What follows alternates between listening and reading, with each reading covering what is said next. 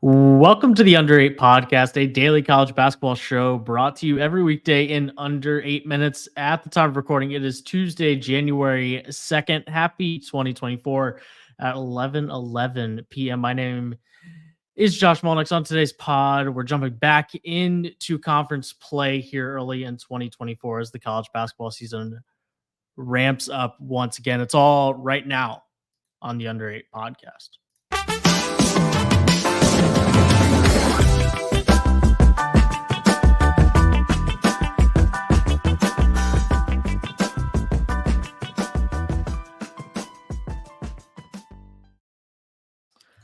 Josh Doering is here with me. Josh, no Terrence Shannon Jr. for Brad Underwood's Illini, but no Terrence Shannon Jr., no problems. 96-66 for Illinois over Northwestern here on Tuesday. This is just one of the strangest programs in the country where they have all this talent. In the last couple of years, it feels like they haven't really gotten it all to click. But there's also this world in which you lose a All-American caliber player, potentially permanently. We're going to have to see how all of this plays out. And then you can go drop 96 points on Northwestern because apparently my guy Marcus Domask is now also a facilitator who drops dimes. And scores 17 assists in his last two games. Yeah. He scores didn't 30, he didn't have 17 the entire season. He didn't have 17 the entire season. Just out of nowhere. And your guy, Coleman Hawkins, all of a sudden had a really good first half, gets to play a bigger role. Quincy Guerra has decided he's a 16-point-a-game guy now. I really have always been a Luke Goody guy. He made some plays in this game before it got really boring. They still have all kinds of offensive firepower and guys who are capable of being option A and option B on a really good team. Maybe not a team good enough to contend with Purdue, which is, I guess, what the potential ceiling was with Terrence Shannon, because he's on another level. But they're not lacking scoring options here. They're not lacking scoring options tonight. But then again, we do this every time Marcus Domask has 30-point game. 32, 11, 10, 15, 6, 33, 15, 8, 3, 7. That's his game log in the points column. So when anybody has 30, life is super duper easy. So I'll continue to rein in this thing that you're doing with Illinois when Marcus Domask has 32, but you're not wrong. They're not going to drop from like the 12th ranked offense in the country, which is where they are right now, down to like the 50th. Like that's not going to happen. But I will be, Coleman Hawkins is also one of those guys who sometimes looks like the stretch for modern big man that we all want him to be, and that has 13 points and knocks down 40% of his 3-pointers. And sometimes he's not. And you also had Justin Harmon having 20 points on 7 of 11, shooting, 62% from the field, 55% from the 3-point line. Some nights it just looks super duper easy up and down the floor. This was one of them. We'll see how it goes when you play Purdue, when you play Michigan State, which are Illinois' next 2 games. I'm specifically talking about the first half too, where it was not the Domask show. And a lot of the other contributions from the Coleman Hawkins of the world, the Quincy Guerriers, came in the first half where it was much more balanced. Yeah, the end result of this game was not a sustainable formula. I agree. There aren't many teams that you can look and go, oh, yeah, I'm not shocked that all of a sudden Quincy Guerrier is scoring 15, 20 points a game. Mm-hmm. Right? He just wasn't that guy, and all of a sudden he is. Can you count on it? No. I still am not super, super high in this Illinois team. But they're just weird because on any given day, it can happen. And there just aren't many teams in the country, I feel like, that can lose somebody like Terrence Shannon. Then you get playing a good Northwestern team and you just kind of shrug your shoulders and go, well, they still almost scored 100 points because they're just that good when it all clicks. Yeah. Northwestern just 66 points. Boo Booey, 20 points, was over in every other category other than turnovers and fouls. 20 points, 4 turnovers, 4 personal fouls. 0 blocks, 0 steals, 0 assists, 0 rebounds. Didn't get a lot of help either. No, and that wasn't where I was going to stop. It's not easy to kind of have the weight that's on Boo Boo's shoulders this year. Northwestern 75th in the country in offensive efficiency. It is a team. Last year's team was pretty balanced, and I think what we'll see in Big Ten play for a lot of the conference schedule will be that you just wish that Bowie had a little bit more in terms of support around him. One of the most important players in the country.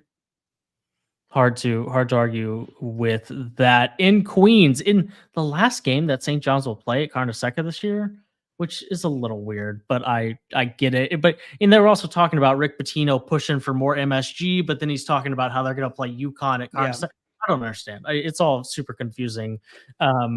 What did happen tonight was St. John's beat Butler 86-70, super balanced across the board. There were 6 Johnnies in double figures, all but one of those guys in double figures shot 50% or better from the field.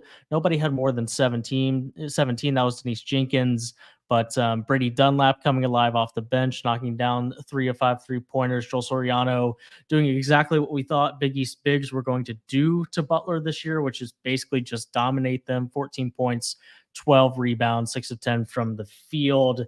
Johnnies get a 16-point win in the Carnesecca finale. Yeah, Brady Dunlap had a career high at halftime.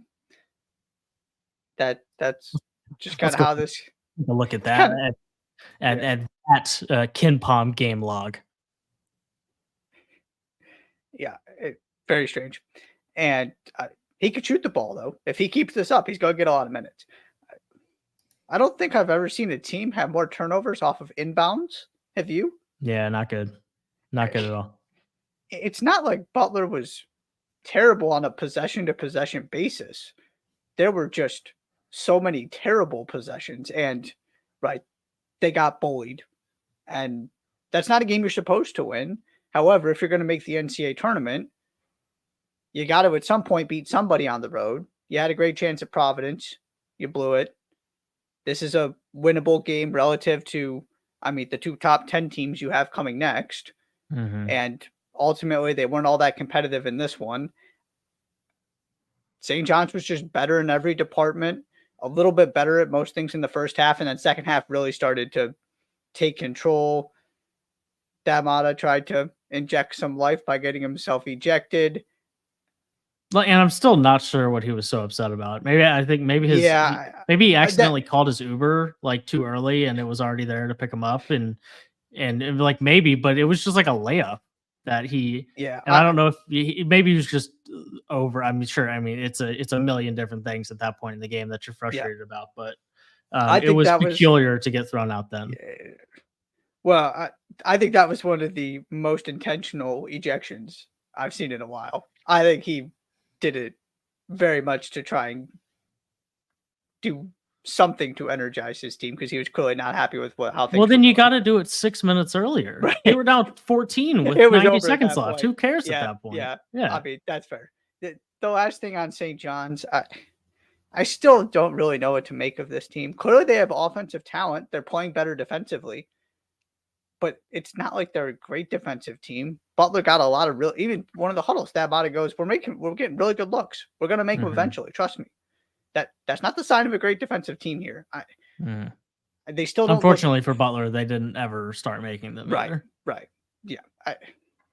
I'm not convinced this is any more than a team with individual offensive talent, which is going to win you some games in the Big East and can beat anybody when you're playing well and can certainly take care of some of the less talented teams in the Big East when you come in and impose your will and get to play at home.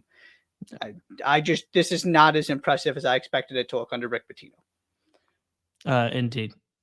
86-70, the Red Storm, for some reason, playing their last game of the season at Carnesecca on January 2nd. Sure, that sounds great. I heard that small on top of you arenas do really, really poorly in college basketball. So that makes a lot of sense. Particularly in conference play. Yeah. I've heard that goes. Ask Rutgers, ask Butler, Ask Villanova which environment's better, playing at the Wells Fargo Center or playing at the Pavilion. Whatever. But we get to sell more tickets, so I guess that's all that really matters. Last but not least, Duke 86, Syracuse 66. You want to talk about KenPom game logs real quick? You want to talk, Josh? Do you want to talk about KenPom game logs real quick? Here's what one Jared McCain has done in the last, I don't know, 2.5 weeks or so. Baylor, 21 points, 4 or 5 2-point field goal per shooting, 3 of 6 from deep.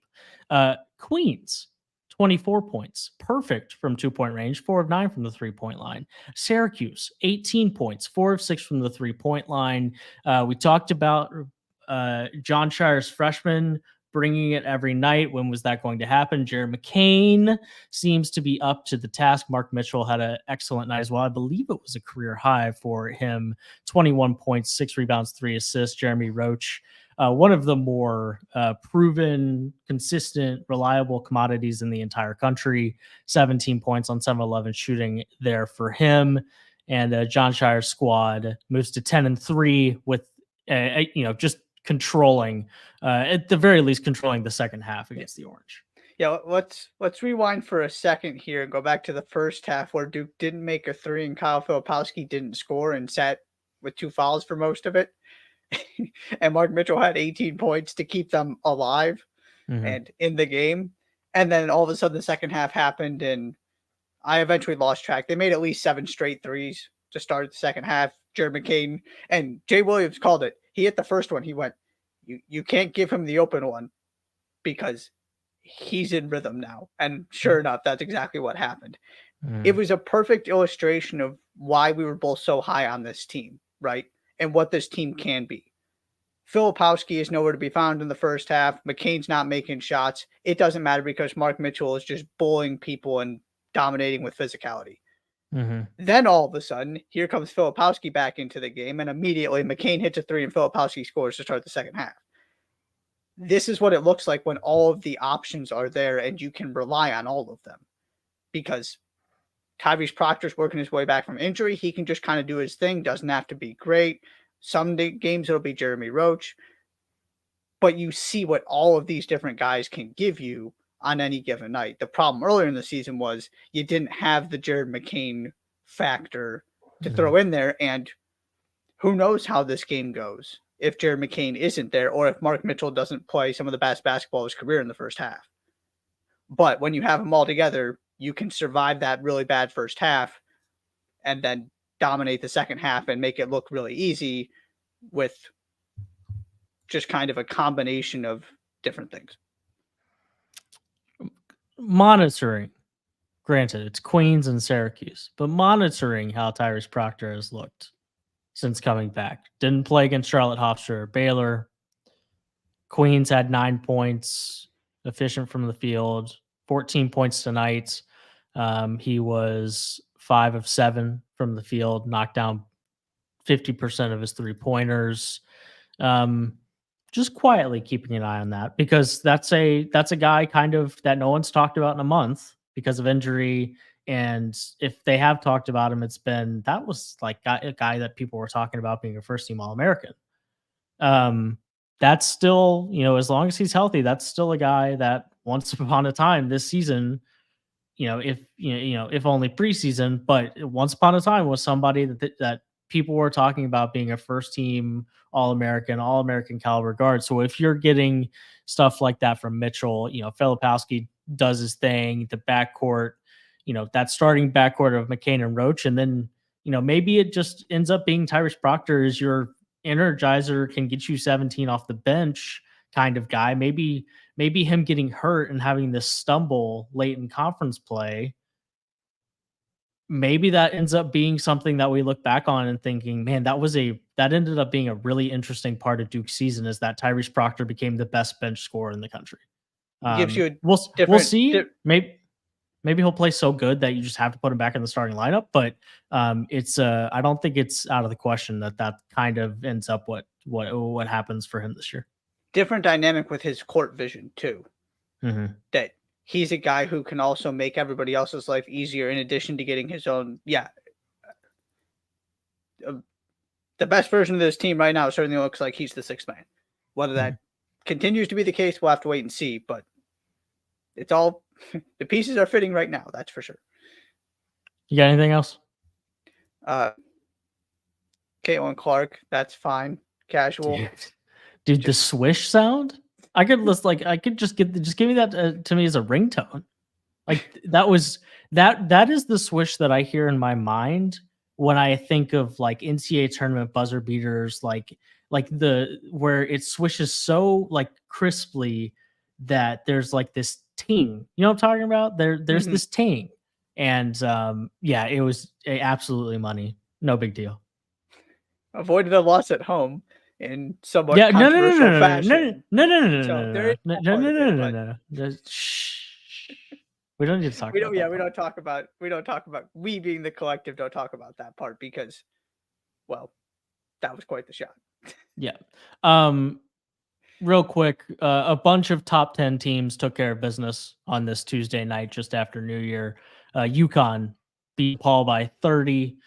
Purdue beat Maryland on the road by 14, holding Maryland to just 53 points. Tennessee, first time since 2017, I think. What, winning at College Station? There you go. I think I saw that. Tennessee 87-50 in a non-conference game against Norfolk State. North Carolina beat Pitt by 13 on the road. So some of the better teams in the sport taking care of business on this Tuesday night. A couple top 25 teams in action tomorrow night, but not a massive slate. But what there is to talk about, we will be back to talk about it tomorrow. That's the Underrated Podcast for Tuesday, January 2nd. It's 11:28 p.m. Be sure to subscribe to the podcast wherever you listen to your shows and follow the pod on Twitter. Subscribe on YouTube. Hit that like button. We very much appreciate it. Thank you so much for being here, and we will see you tomorrow.